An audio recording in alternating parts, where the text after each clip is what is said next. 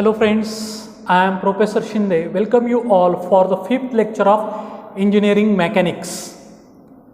Before proceeding towards the today's lecture, let's revise what we have learned in last lecture.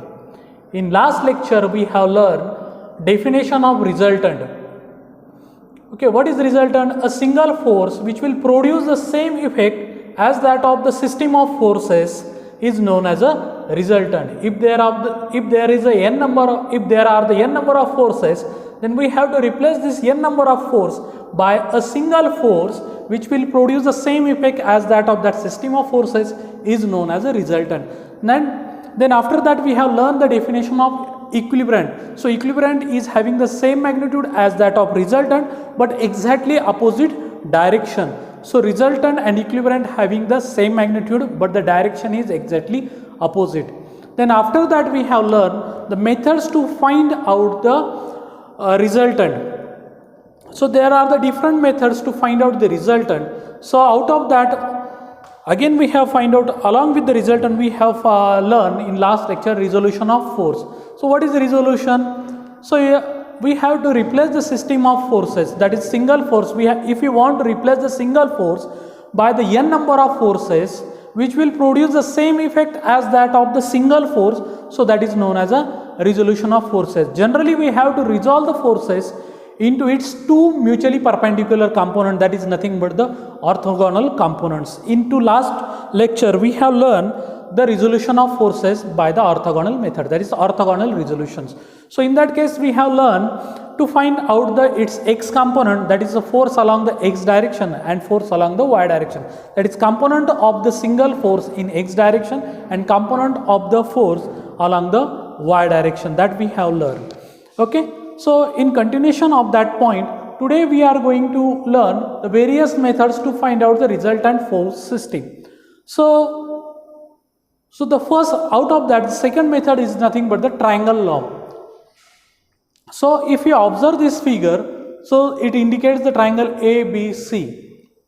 So it indicates that if there are the two forces acting at a point may be represented as the adjacent side of a triangle taken in a order, then their resultant is represented in magnitude and direction by the closing side of triangle taken in a opposite order. So if you observe that there are the two vectors, we can say that vector P and vector Q. If they are act as or they are performing as the two adjacent side of the triangle taken in order. Taken in order means after P there is a force Q which makes an angle theta with respect to the force P, or we can say that with respect to x axis also, if I consider the force P is in horizontal direction in that case. So P and Q will be act as the two sides of the triangle taken in a order, then the closing side of a triangle, that is third side of a triangle, will be represented as your resultant taken in a opposite order. Taken in a opposite order means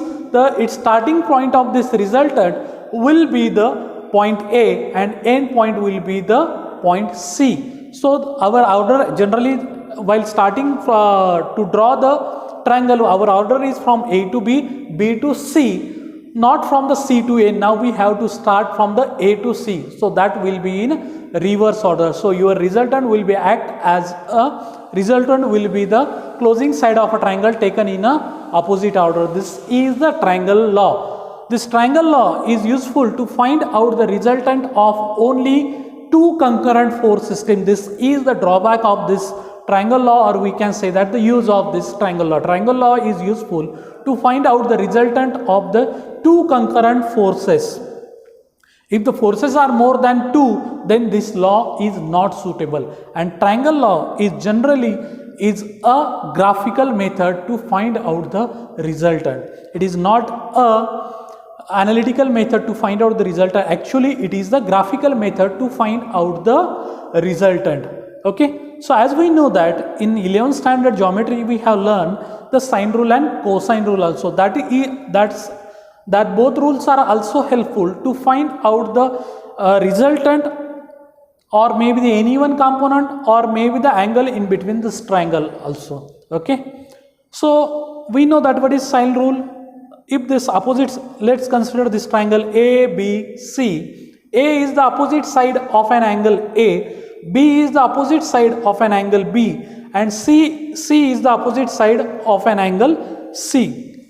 If we take the ratio upon this side, upon this angle, opposite angle, the ratio for the triangle will be remain same, that is nothing but the sine rule. So that A upon sine A is equal to B upon sine B and C upon sine C. So this is nothing but your sine rule. That is also helpful while solving the numerical sine rule. So sometimes the sides are known and one or two angles are known. In that case we can use the sine rule. Sometimes it is convenient, sometimes some problems are not possible to solve by using the sine rule. In that case we have to go for the use of cosine rule. So in the same triangle, if we apply the cosine rule, what is the cosine rule? Cos A is equal to B square plus C square minus A square upon twice of BC.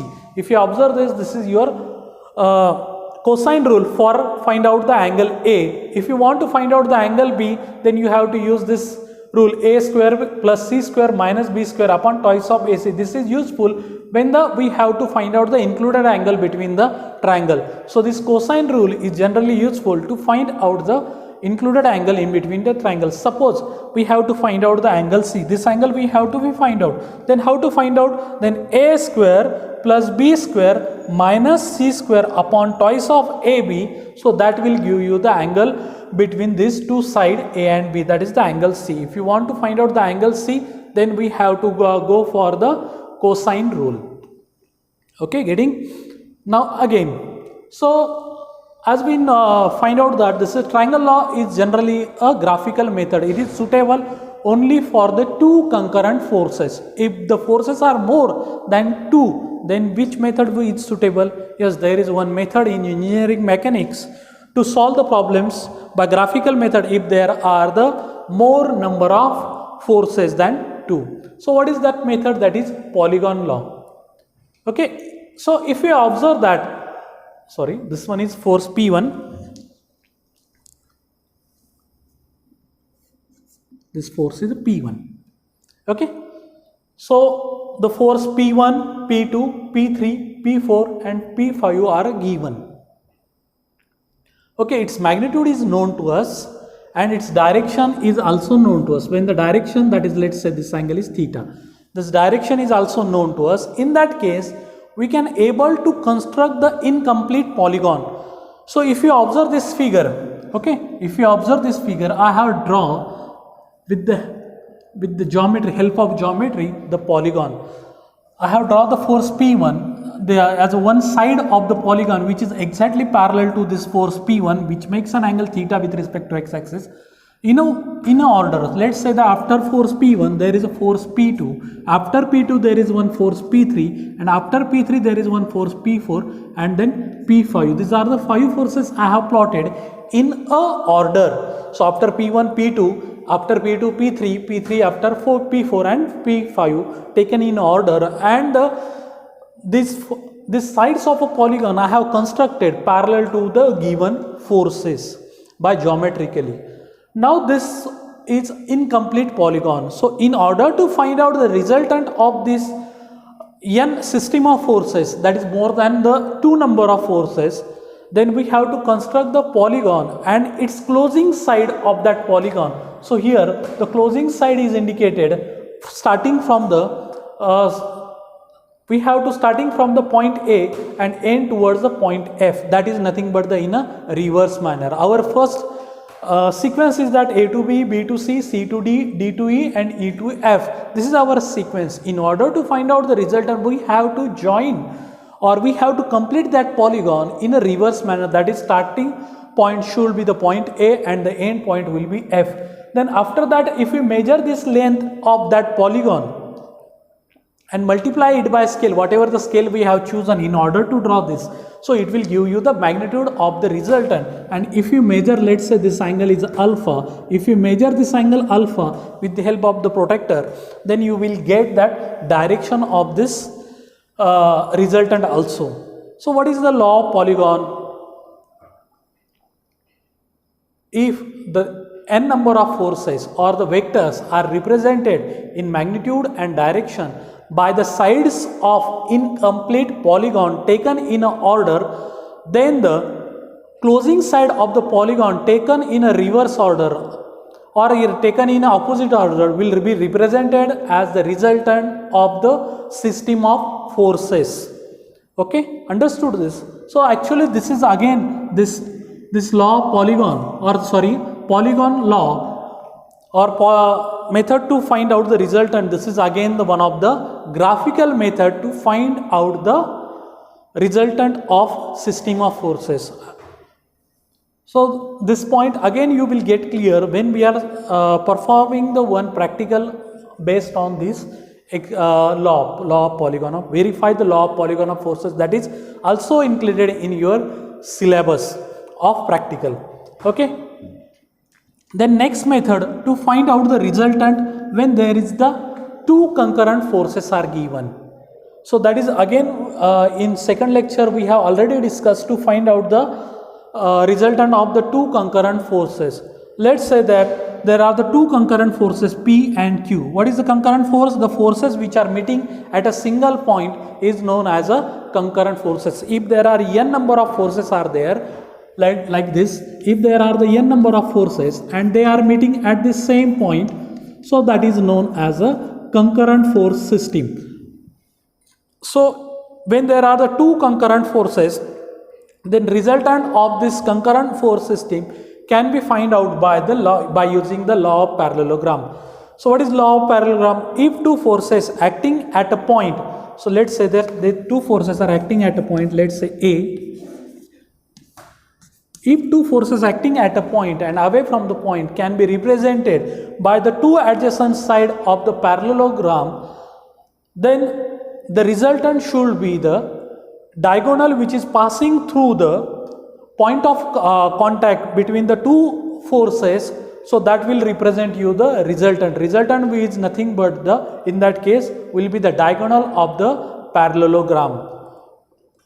So we have already derived the equation or we have solved the equation in order to find out the resultant. So this resultant will be given by the law of parallelogram. R is equal to P square plus Q square under root of P square plus Q square upon twice of PQ cos of theta, where theta is the angle between these two forces. What are the two forces? P and Q. These two forces are separated by an angle theta. So if this angle is known and the magnitude of these two forces are known, then we can easily find out the resultant. The magnitude of resultant is find out by this formula. R is equal to under root of P square plus Q square plus twice of PQ cos of theta. Then again, if you want to find out the direction of that resultant with respect to any one force, so that is again we can able to find out by using this formula. This formula also we have derived in the second lecture. So alpha is equal to tan inverse of Q sin of theta upon P plus Q cos of theta, where this alpha is the angle made by the resultant with respect to force P. This alpha is the angle made by the resultant with respect to force P. So instead of that, if you can written like this, alpha is equal to tan inverse of P sin of theta upon Q plus P cos of theta. So in that case, this alpha is the angle made by the resultant with respect to force Q. Here alpha is the angle made by the resultant with respect to force P. Okay, so this is the law of parallelogram. So from this formula we can able to find out the resultant, its direction also. By using the polygon law, we can graphically we can able to find out the resultant of the given system of forces. What is the resultant? A single force which will produce the same effect as that of the system of forces is known as a resultant. So here R is the resultant which will produce the same effect as that of these 5 forces.